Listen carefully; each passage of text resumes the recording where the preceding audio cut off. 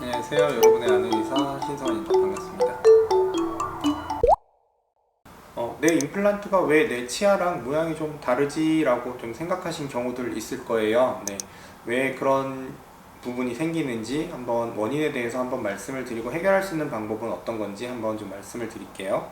보통 이가 빠질 때 잇몸이 아주 좋은 상태에서 이가 빠지신 분들, 예를 들어서 이제 부딪혀서 넘어져서 자전거 타다 넘어졌다, 뭐 교통사고가 났다, 이런 경우에 주변 뼈가 아주 좋다라고 하면 임플란트를 심었을 때도 생각보다 괜찮은 모양의 임플란트 결과물이 나올 수 있어요. 하지만 아쉽게도 대부분 임플란트로 가게 되는 경우들에는 잇몸이 많이 안 좋고 곰고 염증이 생겨서 발치를 하시는 경우들이 많거든요.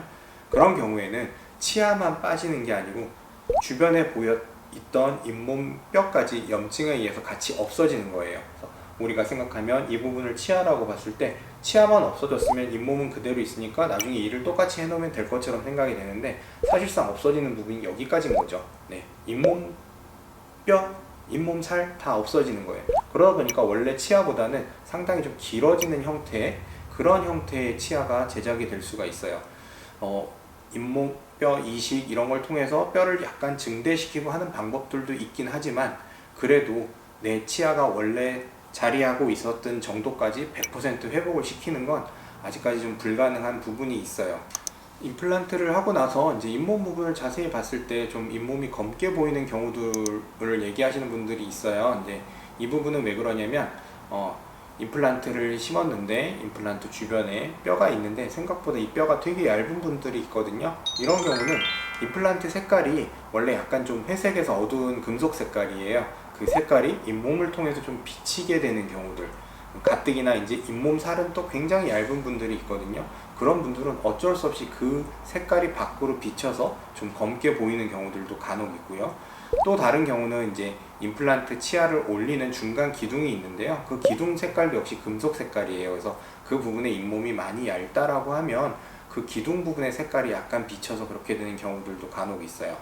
하지만 이제 요새는 이제 좋은 방법이 나와서 그 임플란트 중간 기둥, 보철물을 연결하는 중간 기둥의 금속 색깔은 약간 그 금속 부분을 금빛 비슷하게 노란 빛깔로 코팅을 해주는 방법이 있어요. 그래서 그런 코팅을 통해서 중간 기둥을 연결하고 거기다가 이제 임플란트 치아를 올려주게 되면 생각보다 치아가 잇몸 부분에서 검어지게 보이는 거는 조금 예방하는 방법이 될 수 있을 것 같아요. 임플란트를 하고 나서 당장은 아닌데 시간이 지나면서 그 치아 말고 그 밑에 그 기둥이 보이게 되는 경우도 있어요. 이런 경우는 이제 정상적으로 시간이 몇 년 지나면서 잇몸이 조금씩 내려갔다라고 하면 사실 그 부분을 막을 수 있는 방법은 없어요. 내 치아에 잇몸이 내려가는 것처럼 임플란트 치아도 시간이 지나면 잇몸은 조금씩 내려갈 수밖에 없거든요. 근데 그런 부분이 아니고 갑자기 좀 붓고 좀 피가 나는 것 같고 그렇다라고 하면 그걸 그냥 계시면 안 되고 꼭 치과에 와서 확인을 하셔야 돼요.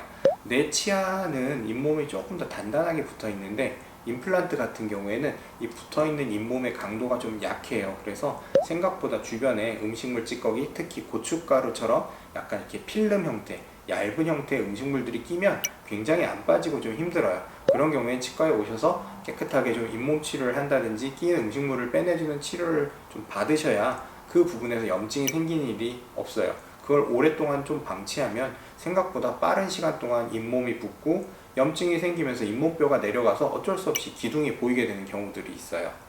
그렇게 기둥이 많이 보인다라고 하면 어쩔 수 없이 위에 있는 보철물을 좀 바꿔서 치아 부분을 좀 더 길게 이렇게 새로 제작해야 되는 경우도 있습니다.